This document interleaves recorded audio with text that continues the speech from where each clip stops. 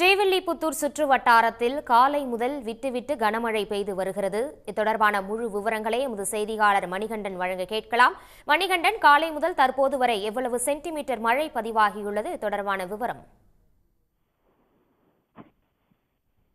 வணக்கம். விருதுநகர் மாவட்டம் ஸ்ரீவில்லிபுத்தூர் பகுதியானது மேற்கு தொடர்ச்சி மலை அடிவார பகுதியில் அமைந்துள்ளது.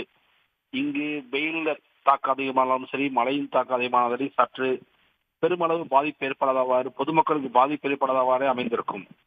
இந்நிலையில் சென்னை வானிலை மையம் அறிவித்தபடி ஒரு சில மாவட்டங்களில் மழை பெய்ய வாய்ப்பு இருக்கு என்று ஏற்கனவே அறிவித்தபடி இன்று காலையிலிருந்து சுள்ளென கடுமையான வெயில் வாட்டி வந்த நிலையில் 20 நிமிடம் சரியான மழை பெய்தது.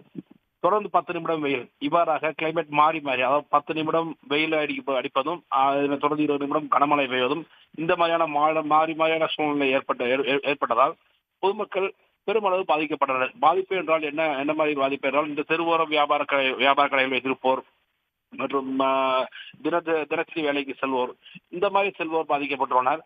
மற்றபடி இந்த மழையின் காரணமாக விவசாயிகள் மகிழ்ச்சி அடைந்துள்ளனர்.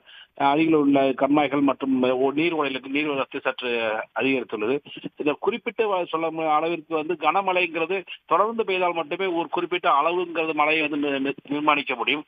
இந்த அடிப்படையில் தற்போது வரையில் மழையினுடைய அளவுங்கிறது என்பது தெரியவில்லை.